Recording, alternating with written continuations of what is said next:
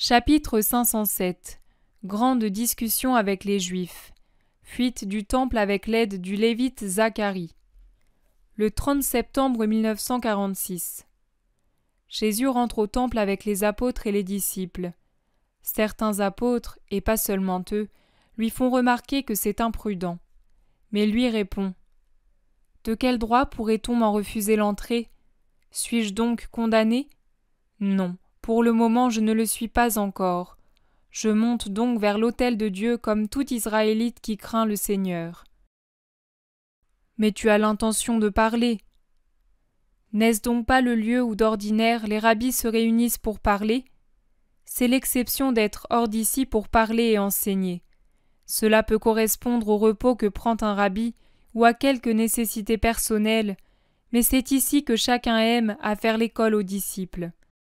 Ne voyez-vous pas autour des rabbis des gens de toute nationalité s'approcher pour entendre au moins une fois les célèbres rabbis, au moins pour pouvoir dire en revenant dans leur pays : « Nous avons entendu un maître, un philosophe parler à la manière d'Israël. » Maître pour ceux qui déjà sont juifs ou tendent à l'être, philosophe pour les païens proprement dits.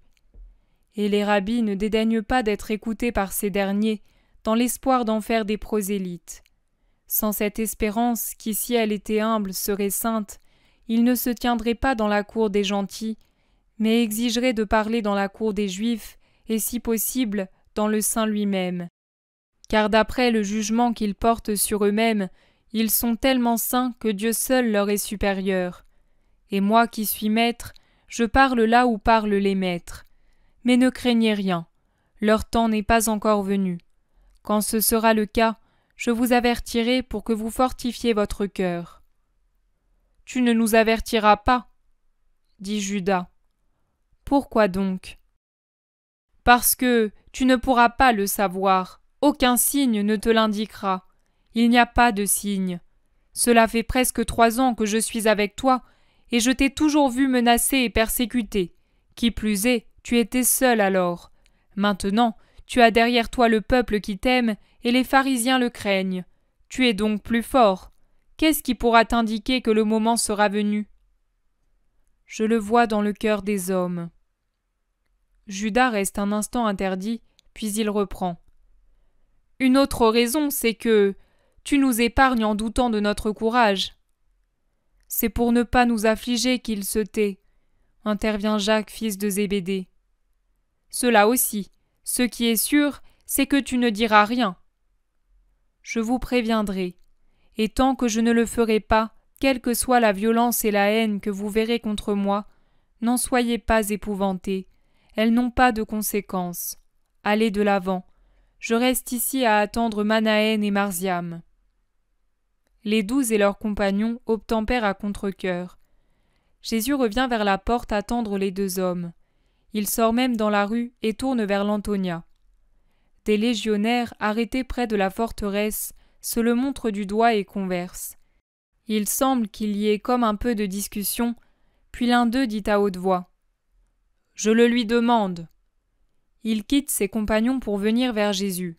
« Salut, maître, parles-tu aussi aujourd'hui à l'intérieur ? » « Que la lumière t'éclaire, oui, je parlerai. »« Alors prends garde à toi. Quelqu'un qui est au courant nous a avertis, et une femme qui t'admire nous a ordonné d'être vigilants. Nous nous tiendrons près du souterrain du côté de l'Orient. En connais-tu l'entrée ? » ?»« Je ne l'ignore pas, mais il est fermé aux 2 bouts. »« Tu crois cela ? » Le légionnaire a un bref rire, et dans l'ombre de son casque, ses yeux et ses dents brillent, le faisant paraître plus jeune. Puis il salue en se raidissant. « Salut, maître, souviens-toi de Quintus Félix. »« Je m'en souviendrai. Que la lumière t'éclaire, » dit Jésus en se remettant en route. Le légionnaire retourne à sa place et parle avec ses camarades.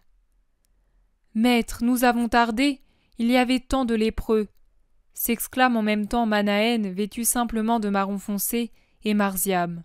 « Non, vous avez vite fait. Dépêchons-nous cependant, les autres nous attendent.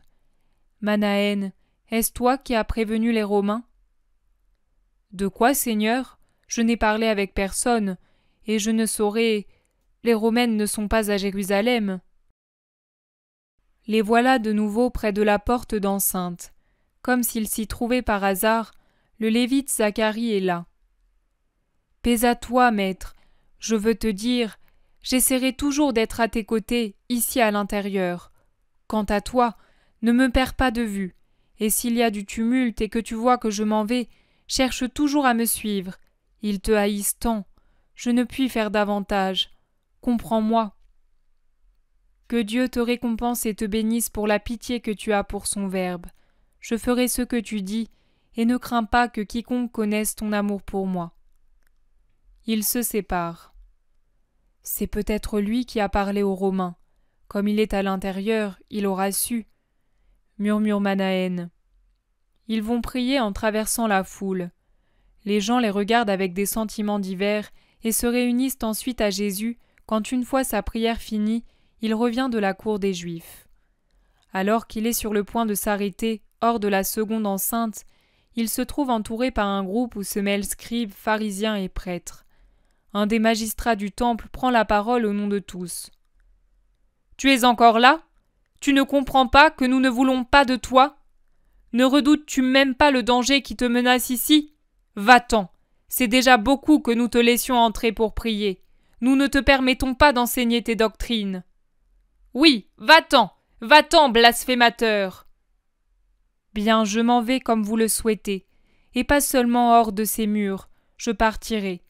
Je suis déjà en train de partir, plus loin, là où vous ne pourrez plus me rejoindre. Il viendra des heures où vous me chercherez vous aussi, et non plus seulement pour me persécuter. Vous serez poussé par une terreur superstitieuse d'être frappé pour m'avoir chassé, par un désir superstitieux d'être pardonné de votre péché pour obtenir miséricorde. Mais je vous le dis, cette heure-ci est celle de la miséricorde. C'est l'heure de gagner l'amitié du Très-Haut. Une fois qu'elle sera passée, tout abri sera inutile. Vous ne m'aurez plus et vous mourrez dans votre péché.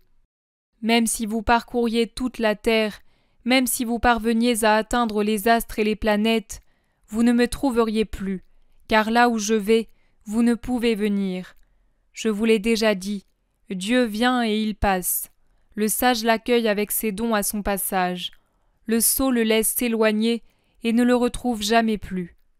Vous êtes d'ici bas, moi je suis d'en haut. Vous êtes de ce monde, moi je ne suis pas de ce monde. Aussi, une fois que je serai revenu dans la demeure de mon Père, hors de ce monde qui est le vôtre, vous ne me trouverez plus et vous mourrez dans vos péchés, car vous ne saurez même pas me rejoindre spirituellement par la foi. Tu veux te tuer, espèce de Satan ? Dans ce cas, il est certain que dans l'enfer où descendent les violents, nous ne pourrons venir te rejoindre, car l'enfer appartient aux damnés, aux maudits. Or, nous sommes les enfants bénis du Très-Haut. Disent certains. Les uns approuvent. Il veut sûrement se tuer puisqu'il prétend que là où il va, nous ne pouvons aller. Il comprend qu'il est découvert et qu'il a raté son coup, et il se supprime sans attendre d'être supprimé comme l'autre faux Christ galiléen. D'autres sont bienveillants. Et si au contraire il était réellement le Christ et s'il retournait vraiment à celui qui l'a envoyé ? Où ? Au ciel ? Abraham n'y est pas, et tu veux que lui il y aille ? Auparavant le Messie doit venir. Mais Élie a été enlevé au ciel sur un char de feu. Sur un char, oui, mais au ciel, qui l'assure ? Et le débat se prolonge, tandis que les pharisiens, les scribes, les magistrats, les prêtres, les juifs asservis aux prêtres, aux scribes, aux pharisiens, harcèlent le Christ sous les vastes portiques, comme une meute de chiens harcèle le gibier qu'elle a repéré.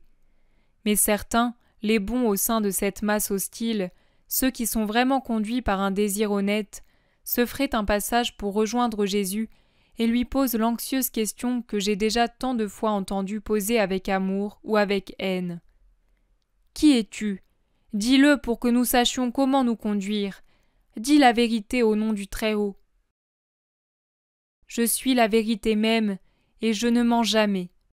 Je suis celui que je vous ai toujours déclaré être depuis le premier jour où je me suis adressé aux foules partout en Palestine, celui que j'ai déclaré être ici plusieurs fois, près du Saint des Saints dont je ne crains pas les foudres, puisque je dis la vérité. J'ai encore beaucoup de choses à dire et à juger pendant mon jour et en ce qui concerne ce peuple. Bien que le soir paraisse déjà proche pour moi, je sais que je les dirai et que je jugerai tout le monde, car c'est ce que m'a promis celui qui m'a envoyé et qui est véridique. Il a parlé avec moi dans une éternelle étreinte d'amour, en me partageant toute sa pensée pour que moi, je puisse la révéler au monde par ma parole. Je ne pourrai me taire, et personne ne pourra me faire taire jusqu'à ce que j'aie annoncé au monde tout ce que j'ai entendu de mon Père. Tu blasphèmes encore, et tu continues à te prétendre fils de Dieu, mais à qui espères-tu faire croire cela? Qui pourrait reconnaître en toi le Fils de Dieu? Lui jette avec force ce geste ses ennemis, lançant leurs poings presque sur son visage, devenu fou de haine.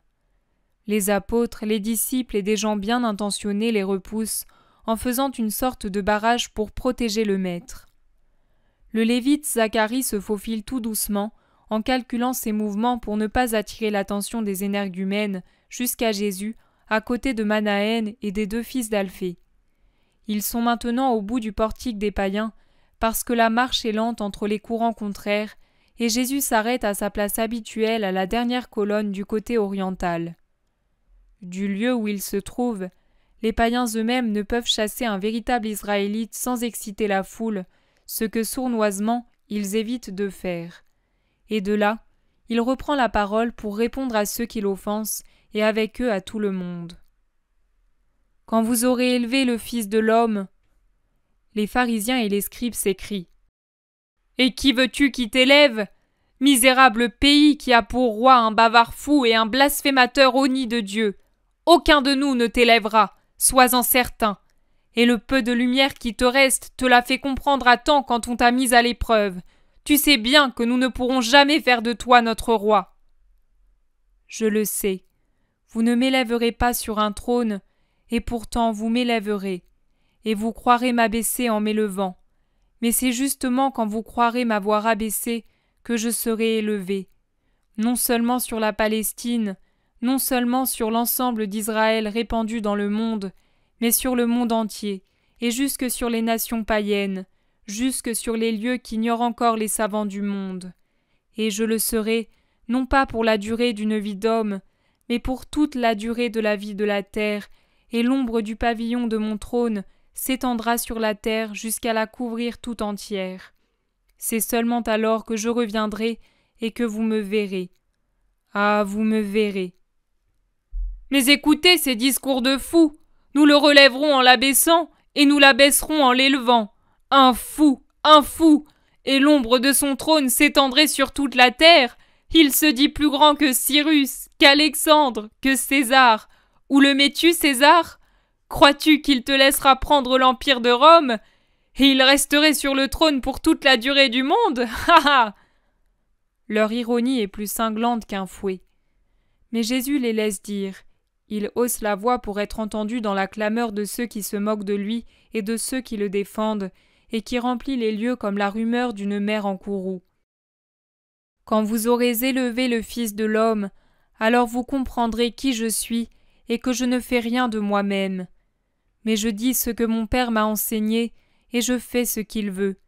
Et celui qui m'a envoyé ne me laisse pas seul, mais il est avec moi. Comme l'ombre suit le corps, de même le Père est derrière moi, veillant, présent bien qu'invisible. Il est derrière moi pour me réconforter et m'aider, et il ne s'éloigne pas parce que je fais toujours ce qui lui plaît. Dieu s'éloigne au contraire quand ses enfants n'obéissent pas à ses lois et ses inspirations. Alors il s'en va et les laisse seuls. C'est à cause de cela que beaucoup pêchent en Israël, car l'homme laissé à lui-même a du mal à se garder juste, et il tombe facilement entre les anneaux du serpent. Et en vérité, je vous dis qu'à cause de votre péché de résistance à la lumière et à la miséricorde de Dieu, Dieu s'éloigne de vous. Il laissera vide de lui-même ce lieu et vos cœurs, et ce qu'a pleuré Jérémie dans ses prophéties et les lamentations s'accomplira exactement. Méditez ces paroles prophétiques, tremblez et faites retour sur vous-même avec un bon esprit. Écoutez non pas les menaces, mais la bonté du Père qui avertit ses enfants pendant qu'il leur est encore permis de réparer et de se sauver. écoutez Dieu dans les paroles et dans les faits, et si vous ne voulez pas croire à mes paroles, parce que le vieil Israël vous étouffe, croyez au moins au vieil Israël. En lui, les prophètes crient les dangers et les malheurs de la cité sainte et de notre patrie tout entière si elle ne se tourne pas vers le Seigneur son Dieu, et si elle ne suit pas le Sauveur. La main de Dieu a déjà pesé sur ce peuple au cours des siècles passés, mais le passé comme le présent ne seront rien par rapport à l'avenir redoutable qui l'attend, pour n'avoir pas voulu accueillir l'envoyé de Dieu. Ce qui attend Israël qui répudie le Christ n'est comparable ni en rigueur ni en durée. C'est moi qui vous l'affirme, en plongeant mon regard dans les siècles. Tel un arbre brisé et jeté dans les tourbillons d'un fleuve impétueux, ainsi sera la race hébraïque frappée par l'anathème divin. Avec ténacité, elle cherchera à se fixer sur les rives en tel ou tel lieu, et vigoureuse comme elle l'est, elle jettera des surgeons et des racines. Mais quand elle croira s'être installée à demeure, elle sera reprise par la violence du courant qui l'arrachera encore, brisera ses racines et ses rejets, et elle ira plus loin souffrir, s'accrocher pour être de nouveau arrachée et dispersée. Et rien ne pourra lui donner la paix, car le courant qui la poursuit sera la colère de Dieu et le mépris des peuples. Ce n'est qu'en se jetant dans une mer de sang vivant et sanctifiant qu'elle pourrait trouver la paix. Mais elle fuira ce sang, bien qu'il l'invite encore, parce qu'il lui semblera qu'il a la voix du sang d'Abel, qu'il appelle, elle, le Caïn de la belle céleste. Un autre vaste brouhaha se propage dans l'enceinte comme la rumeur de la marée, mais il manque dans ce bruit les voix âpres des pharisiens et des scribes et des juifs qui leur sont attachés. Jésus en profite pour essayer de s'en aller. Mais certains qui étaient au loin s'approchent de lui. « Maître, écoute-nous, nous ne sommes pas tous comme eux. » Et ils indiquent les ennemis. « Mais nous avons du mal à te suivre, en particulier parce que ta voix est seule contre des centaines qui disent le contraire de toi. Mais justement, ce que nous avons entendu de nos pères dès notre enfance. Cependant, tes paroles nous incitent à croire. Mais comment faire pour croire complètement et avoir la vie ? Nous sommes comme liés par la pensée du passé. Si vous vous attachez à ma parole, ce sera comme une nouvelle naissance. Vous croirez complètement et deviendrez mes disciples. Mais il faut que vous vous dépouilliez du passé et que vous acceptiez ma doctrine. Elle n'efface pas tout le passé. Au contraire, elle maintient et revigore ce qui est saint et surnaturel dans le passé et enlève tout superflu humain en mettant la perfection de ma doctrine là où étaient les doctrines humaines toujours imparfaites. Si vous venez à moi, vous connaîtrez la vérité, et la vérité vous rendra libre. Maître, il est vrai que nous t'avons dit que nous sommes comme liés par le passé, mais ce lien n'est pas une prison ni un esclavage. Nous sommes la descendance d'Abraham dans les réalités spirituelles. En effet, si nous ne sommes pas dans l'erreur, on dit descendance d'Abraham pour parler de postérité spirituelle, par opposition à celle d'Agar, qui est une descendance d'esclaves. Comment donc peux-tu nous demander de devenir libres ? La descendance d'Abraham, c'est aussi Ismaël et ses enfants, je vous le fais remarquer, car Abraham était le père d'Isaac et d'Ismaël. Mais une descendance impure, car c'était le fils d'une femme esclave et égyptienne. En vérité, je vous dis qu'il n'y a qu'un esclavage, celui du péché. Seul celui qui commet le péché est un esclave, et d'une servitude qu'aucune somme d'argent ne rachète. Son maître est inexorable et cruel, et il perd tout droit à la libre souveraineté dans le royaume des cieux. L'homme que la guerre ou des malheurs ont réduit en esclavage peut aussi tomber en possession d'un bon maître, mais sa bonne situation est toujours précaire, car son propriétaire peut le vendre à un maître cruel. Il est une marchandise et rien de plus. On s'en sert parfois même comme d'argent pour payer une dette.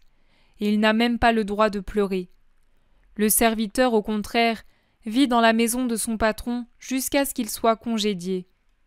Mais le fils reste toujours dans la maison du père, et le père ne pense pas à le chasser. C'est seulement par sa libre volonté qu'il peut en partir. C'est en cela que réside la différence entre esclavage et service, et entre service et filiation. L'esclavage maintient l'homme dans les chaînes, le service le met à la disposition d'un patron, la filiation le place pour toujours et avec parité de vie dans la maison du Père. L'esclavage annihile l'homme, le service le rend sujet, la filiation le rend libre et heureux. Le péché rend esclave et sans fin du maître le plus cruel qui soit, Satan. Le service, dans ce cas l'ancienne loi, rend l'homme craintif à l'égard de Dieu comme d'un être intransigeant. La filiation, c'est-à-dire le fait de venir à Dieu avec son premier-né, avec moi, rend l'homme libre et heureux, car il connaît son Père et il a confiance en son amour. Recevoir ma doctrine, c'est venir à Dieu avec moi qui suis le premier-né de nombreux enfants bien-aimés. Je briserai vos chaînes, pourvu que vous veniez à moi, pour que je les brise, et vous serez vraiment libres et cohéritiers avec moi du royaume des cieux. Je sais parfaitement que vous êtes la postérité d'Abraham. Mais ceux d'entre vous qui cherchent à me faire mourir n'honorent plus Abraham, mais Satan, et le servent en esclave fidèle. Pourquoi ? Parce qu'ils repoussent ma parole, de sorte qu'elle ne peut pénétrer en beaucoup d'entre vous. Dieu ne violente pas l'homme pour l'obliger à croire, il ne le violente pas pour l'obliger à m'accepter, mais il m'envoie pour que je vous indique sa volonté. Et moi, je vous dis ce que j'ai vu et entendu auprès de mon Père, et je fais ce qu'il veut. Mais ceux d'entre vous qui me persécutent font ce qu'ils ont appris de leur Père et ce qu'il leur suggère. Comme un paroxysme qui revient après une rémission dans une maladie, la colère des Juifs, pharisiens et scribes, qui semblait un peu calmée, se réveille avec violence. Ils pénètrent comme un coin dans le cercle compact qui enserre Jésus, et ils cherchent à l'approcher. La foule ondoie en vagues aussi contraires que les sentiments des cœurs. Les Juifs, livides de colère et de haine, hurlent « Notre Père, c'est Abraham! Nous n'en avons pas d'autre !» Le Père des hommes, c'est Dieu. Abraham lui-même est fils du Père universel. Mais beaucoup répudient le vrai Père pour quelqu'un qui n'est pas Père, mais qu'ils choisissent comme tel parce qu'il semble plus puissant et disposé à satisfaire leurs désirs immodérés. Les enfants reproduisent les œuvres qu'ils voient leur père commettre. Si vous êtes les fils d'Abraham, pourquoi ne faites-vous pas les œuvres d'Abraham ? Vous ne les connaissez pas ? Dois-je vous les énumérer comme nature et comme symbole ? Abraham obéit en allant dans le pays que Dieu lui indiqua, figure d'un homme qui doit être prêt à tout quitter pour aller là où Dieu l'envoie. Abraham fit preuve de complaisance envers le fils de son frère et le laissa choisir la région qu'il préférait, figure du respect pour la liberté d'action et de la charité que l'on doit avoir pour son prochain. Abraham se montra humble après que Dieu lui eut marqué sa prédilection et il l'honora à Mambré, se sentant toujours un néant en face du Très-Haut qui lui avait parlé, figure de la position de l'amour révérentiel que l'homme doit toujours avoir envers son Dieu. Abraham crut en Dieu et lui obéit, même dans les ordres les plus difficiles à recevoir et les plus pénibles à accomplir, et pour se sentir en sécurité, il ne se rendit pas égoïste, mais il pria pour les habitants de Sodome.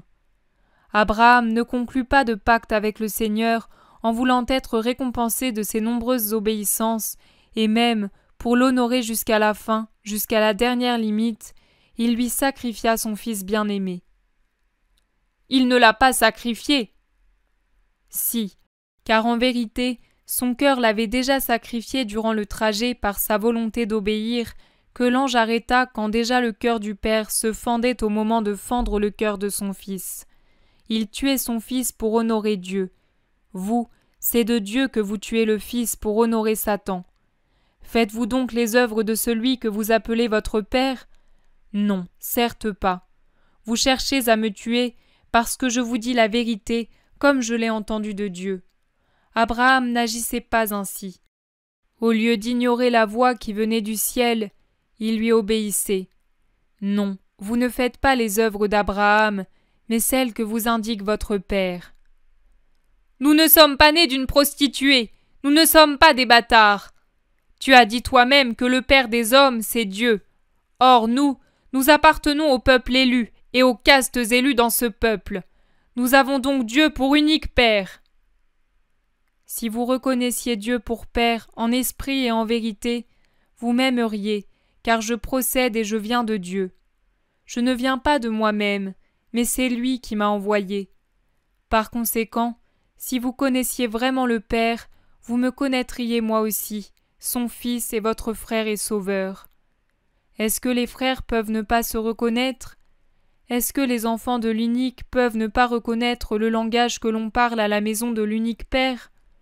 Pourquoi donc ne comprenez-vous pas mon langage et ne supportez-vous pas mes paroles? C'est que je viens de Dieu et pas vous.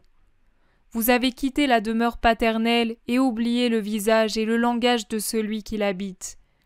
Vous êtes partis de votre plein gré dans d'autres régions, dans d'autres demeures, où règne un autre qui n'est pas Dieu, et où l'on parle un autre langage.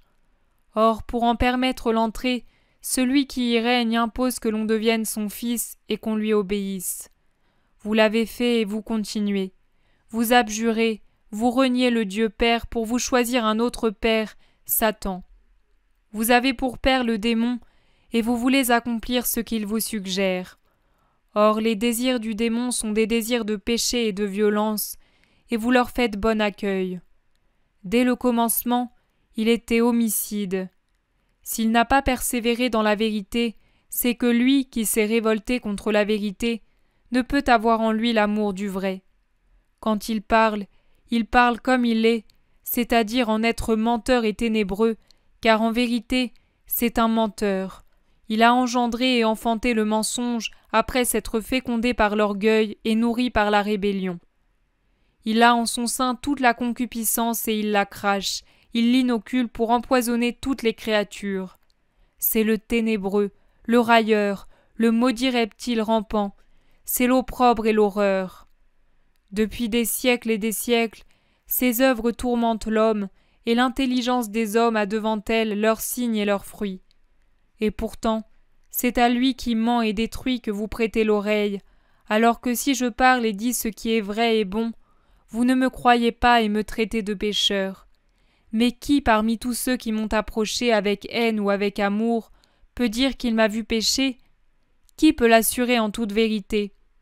Où sont les preuves pour me convaincre et convaincre ceux qui croient en moi que je suis un pécheur? Auquel des 10 commandements ai-je manqué? Qui peut jurer devant l'autel de Dieu qu'il m'a vu violer la loi et les coutumes, les préceptes, les traditions, les prières? Quel homme peut me faire changer d'expression pour être avec des preuves certaines, convaincu de péché? Personne, aucun homme et aucun ange. Dieu crie au cœur des hommes, il est l'innocent. De cela vous êtes tous convaincus, et vous qui m'accusez encore davantage que ces autres qui ignorent qui de vous ou de moi a raison. Mais seul l'homme qui appartient à Dieu écoute les paroles de Dieu. Vous ne les écoutez pas, bien qu'elles tonnent en vos âmes nuit et jour, parce que vous n'êtes pas de Dieu. Nous qui vivons pour la loi et dans l'observance la plus minutieuse des préceptes pour honorer le Très-Haut, nous ne serions pas de Dieu? Et c'est toi qui oses dire cela? Ah! Ils semblent asphyxiés par l'horreur comme si une corde leur serrait le cou. Et nous ne devrions pas dire que tu es un possédé et un samaritain? Je ne suis ni l'un ni l'autre, mais j'honore mon Père, même si vous le niez pour m'en faire un reproche. Mais votre blâme ne m'afflige pas. Je ne cherche pas ma gloire. Il y a quelqu'un qui en prend soin et qui juge. Je vous le dis à vous qui voulez m'humilier. Mais aux hommes de bonne volonté, j'affirme que celui qui accueillera ma parole ou l'a déjà accueillie et qui saura la garder, ne verra jamais la mort pour l'éternité. Ah, maintenant nous voyons bien que le démon qui te possède parle par ta bouche. Tu l'as déclaré toi-même, il parle en menteur. Ce que tu as dit est une parole de mensonge, ta parole est donc démoniaque. Abraham est mort, les prophètes sont morts, et tu prétends que celui qui gardera ta parole ne verra jamais la mort pour l'éternité? Tu ne mourras donc pas? Je ne mourrai que comme homme pour ressusciter au temps de grâce, mais comme Verbe je ne mourrai pas. La parole est vie et elle ne meurt pas.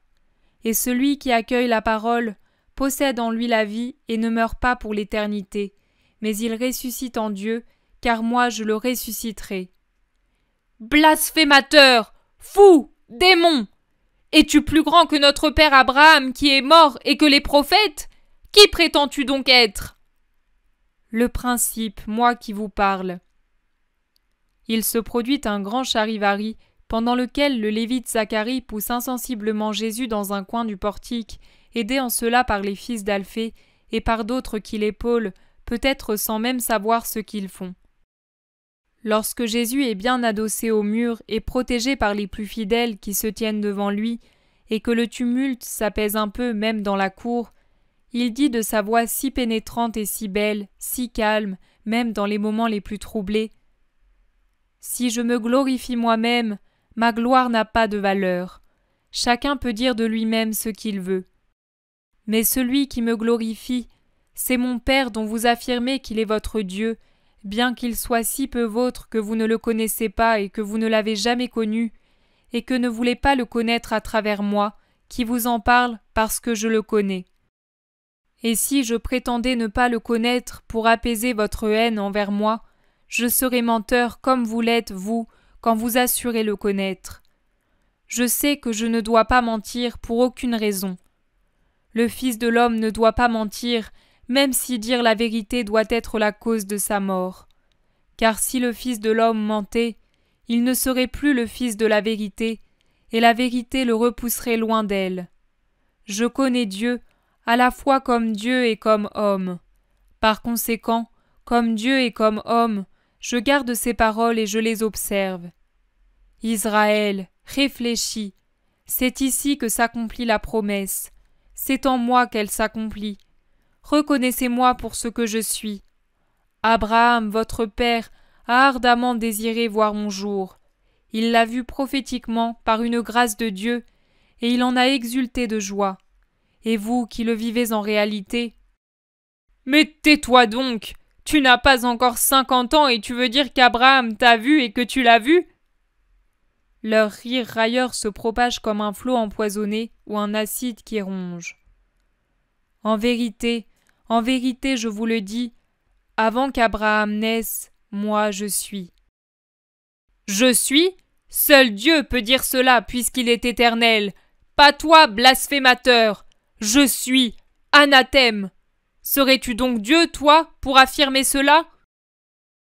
Lui lance un homme qui doit être un grand personnage, car arrivé depuis peu, il est déjà près de Jésus, tout le monde s'étant écarté presque avec terreur à sa venue. « Tu l'as dit, » répond Jésus d'une voix de tonnerre. Tout devient une arme aux mains de ceux qui haïssent. Pendant que le dernier à avoir interrogé le maître s'abandonne à toute une mimique d'horreur scandalisée, arrache son couvre-chef, tripatouille ses cheveux et sa barbe et défait les boucles qui retiennent son vêtement à son cou comme s'il se sentait défaillir d'horreur, des poignées de terre, des pierres dont se servent les marchands de colombes et autres animaux pour tendre les cordages des enclos, et des changeurs pour garder prudemment leurs coffres auxquels ils tiennent plus qu'à leur vie, sont projetés contre le maître et naturellement retombent sur la foule elle-même, car Jésus est trop à l'intérieur, sous le portique, pour qu'on puisse l'atteindre. La foule bougonne et se plaint. Zacharie le Lévite donne une forte bourrade à Jésus, seul moyen de le faire arriver à une petite porte basse, cachée dans le mur du portique et déjà prête à s'ouvrir, et il l'y pousse en même temps que les deux fils d'Alphée, Jean, Manaën et Thomas. Les autres restent dehors dans le tumulte, dont le bruit arrive affaibli dans une galerie, entre les puissantes murailles de pierre, dont je ne sais comment elles s'appellent en architecture. Elles sont, pour ainsi dire, encastrées dans des pierres larges qui encadrent les plus petites et vice-versa. J'ignore si je m'explique bien. Elles sont grises, puissantes, taillées grossièrement, à peine visibles dans la pénombre des fentes étroites placées en haut à des distances régulières pour aérer et empêcher l'endroit d'être complètement obscur. C'est une étroite galerie dont je ne vois à quoi elle sert, mais qui me donne l'impression de tourner sous tout le portique. Peut-être avait-elle été faite pour protéger, pour abriter, pour doubler et donc rendre plus résistantes les murailles des portiques qui constituent comme autant d'enceintes au temple proprement dit, au sein des saints. En somme, je ne sais pas, je dis ce que je vois. Il y règne une odeur d'humidité, et de cette humidité dont on ne sait si elle est froide ou non, comme dans certaines caves. « Et que faisons-nous ici » demande Thomas. « Tais-toi, Zacharie m'a dit qu'il viendra et que nous devions rester silencieux et immobiles, » répond Jude. « Mais peut-on avoir confiance ?»« Je l'espère. »« Ne craignez pas, c'est un homme bon, » dit Jésus pour les réconforter. Au dehors, le tumulte s'apaise. Il se passe un certain temps. Puis arrive un bruit sourd de pas, et une petite lueur tremblante provient des profondeurs obscures. « Es-tu là, maître ?» dit une voix qui veut se faire entendre, tout en redoutant d'être entendue. « Oui, Zacharie. »« Dieu soit loué. J'ai été long. Il m'a fallu attendre que tous courent aux autres sorties. Viens, maître. Tes apôtres. J'ai réussi à dire à Simon d'aller tous à Bethesda et d'attendre là. D'ici, on descend. Malgré le peu de lumière, le chemin est sûr. On descend aux citernes et on sort vers le Cédron. C'est un chemin ancien, pas toujours destiné à un bon usage, mais cette fois, si, et cela le sanctifie. Il ne cesse de descendre dans une obscurité que rompt seulement la lueur tremblotante de la lampe jusqu'à ce qu'une lumière différente au fond, et au-delà, une clarté verte qui paraît lointaine. Une grille qui est presque une porte tant elle est massive et serrée termine la galerie. « Maître, je t'ai sauvé. Tu peux partir, mais écoute-moi. Cesse de venir pendant quelque temps. Je ne pourrai pas toujours te rendre service sans être remarqué. Et oubliez tous ce chemin et moi qui vous y ai conduit. » dit Zacharie en faisant fonctionner des mécanismes à l'intérieur de la lourde porte et en l'entr'ouvrant juste pour laisser passer les personnes. Et il répète « Oubliez, par pitié pour moi !» Ne crains rien, aucun de nous ne parlera, et que Dieu soit avec toi en raison de ta charité. Jésus lève la main pour la poser sur la tête inclinée du jeune homme. Il sort suivi par ses cousins et les autres. Il se trouve sur un petit emplacement sauvage, encombré de ronces qui peut à peine les recevoir tous en face de l'eau livrée. Un sentier de chèvres descend au milieu des ronces vers le torrent. Allons, nous allons remonter ensuite à la hauteur de la porte des brebis, et moi j'irai avec mes frères chez Joseph, tandis que vous irez chercher les autres à Bethesda avant de me rejoindre. Nous irons à Nobé demain soir après le crépuscule.